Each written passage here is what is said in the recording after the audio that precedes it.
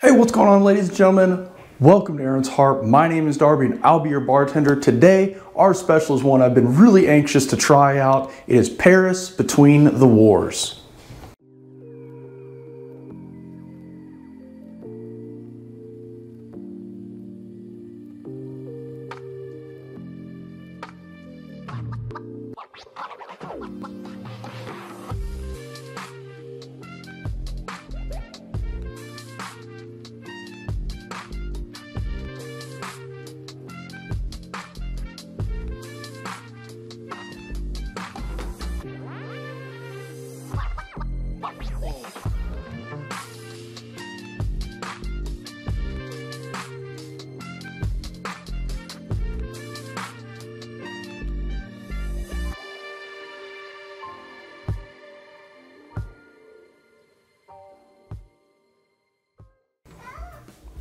All right, so Paris Between the Wars. This is an interesting cocktail, kind of in a riff of like the French 75, also from the same general time period with the same themes behind it.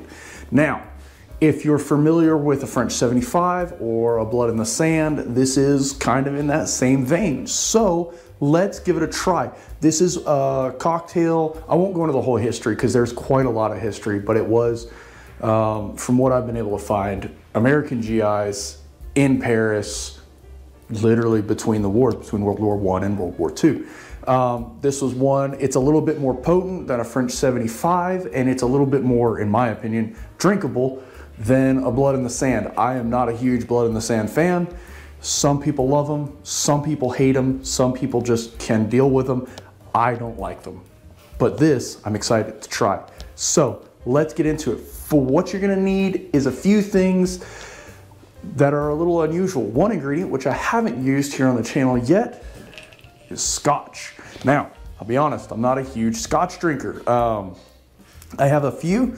This recipe specifically calls for a blended Scotch. So for that, we're gonna be using this James Buchanan Special Reserve Blended Scotch 18-year whiskey. Now, do you need to use something like this? No, Monkey Shoulder works great. There's several out there that you could use. If you're a single malt guy and you really love your single malts and you're willing to put that into a cocktail, that's, I mean, go for it, I guess. It's your money. Anyway, this is a good one to use. The Monkey Shoulder really is probably the best, and it's the most notable current blended Scotch for cocktail making. But I don't have any, I'm out. So I normally do have a bottle of it, but I have drank it all because I actually really like it on its own. So other than that, other ingredients you're gonna need is Campari, which we all love and know what Campari is, some high quality lemon juice, some simple syrup, 1-to-1 regular white simple syrup, and we're gonna be using Prosecco. So you top this much like the French 75 with Prosecco or sparkling wine, or if you wanted to use champagne, you could.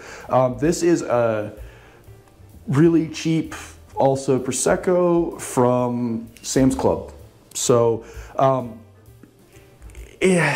be careful when you open these, okay? Don't point at you, don't point it at somebody else.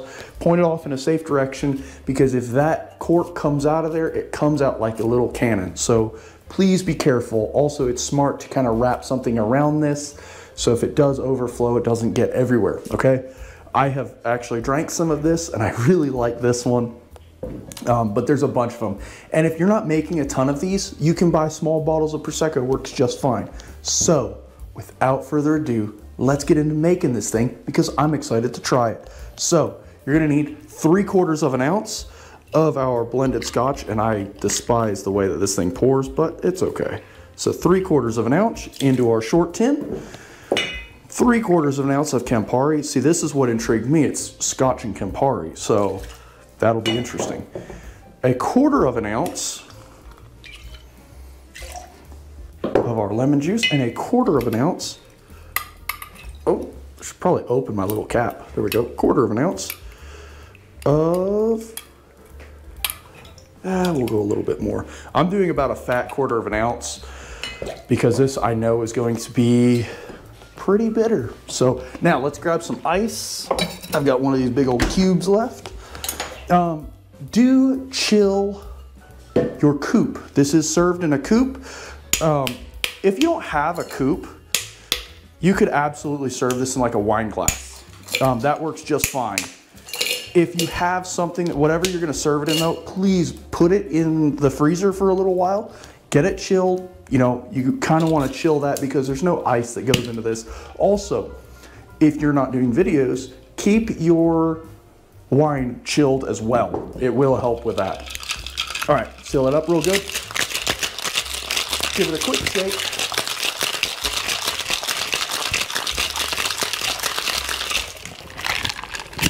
See if we can get it open. All right, let's grab our coupe out. I've got one of these really cool, I love these tulip coupes. They're super fun and they look really, really cool. And I knew this was gonna be an interesting color. Look at that. All right, so you've got roughly 2 ounces of your alcohol, and then you're gonna top that with about 3 ounces of your sparkling wine. And my wine's not sparkling very well. It's been open, I've been doing a bunch of stuff this morning already. So anyway, there you have, oh no, that sparkled up great. So there you have it. If I had a good lemon, I would probably put a twist of lemon over the top, but let's see. Oh man. So the smell, obviously right on top, you're gonna get your Prosecco or your sparkling wine or your champagne smell, of course, but the Campari comes through, but your Scotch also is coming through here, and it's kind of cutting through the sweetness of the wine. Let's see what we get. Oh man, wow.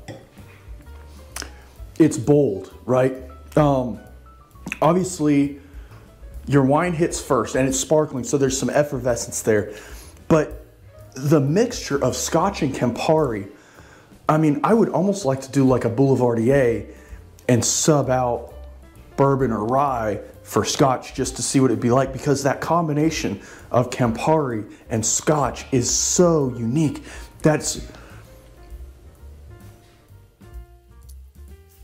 It's bright, it's a little fizzy. There's something in there. It's not overly sweet. That's the thing. It's not overly sweet, but it's so... It would be fantastic. That would be a fantastic cocktail to have with bread. If you were sitting and having a scone or a croissant or something along those lines, something to just kind of like... something that's a little heavier, because this is so light and it's so bubbly. And you know, it's funny because Scotch tends to be a little bit more peat moss and a little bit more bitter than most of your bourbons. And then you mix that with Campari and you really, really expect it to be much more bitter, honestly. I expect it to be far more bitter than it came out. Man, that is so good. That is a phenomenal cocktail. If you have not tried this, I really recommend, especially if you're a fan of French 75s. This is absolutely phenomenal. I love this. I think if I used a higher quality wine, it would have been even better. I think you could probably even increase the Scotch content in this. If you wanted this to be one that would put you down pretty quick, you could go to a full ounce of Scotch in that, and I don't think it would change the like dynamic between the Campari bitter, the wine sweetness. There's just enough citrus in there that it's not overbearing. It very much sits in the background and lets all the other ingredients stand on its own. That's phenomenal. Ladies and gentlemen, Paris between the wars. I know it was not a good time for Paris, but boy, it's a good time for me. Man, that's good. Anyway, go check this cocktail out. It's super fun, super interesting. I'm really glad I tried this. It is a riff on the French 75 and like a Negroni, and then they decided to put Scotch in it. Anyway, thank you guys so much. I hope you enjoyed this one. Make sure you check back. I'm sorry this came out late. I had a bunch of audio problems. I actually recorded a different video that was really, really good and didn't realize that my microphone had cut out about 2/3 of the way through, so I lost the whole last little bit of my audio. So anyway, here we go. Let's try this again with a different cocktail because that one disappointed me. Thank you guys so much. Remember, don't drink and drive. Drink responsibly. Be safe out there. Tip your bartenders. Try something new and unusual. If you have not yet and you like this kind of content, please like, share this video, subscribe. It helps me out a ton. Leave comments. Let me know what you want to see. I do have some requests in the works. I know I keep saying that. I've got them. They're coming. The one I just recorded was one of them, and it made me upset that I didn't get the rest of it, but we're going to get that worked out. Anyway, thank you guys so much. Come back for the next one. We'll see you guys here about the end of this week. And I promise I'm getting my times worked out. A bunch of things have changed recently. So anyway, thank you guys so much. I hope you enjoy this. Share this with somebody who needs a gorgeous cocktail.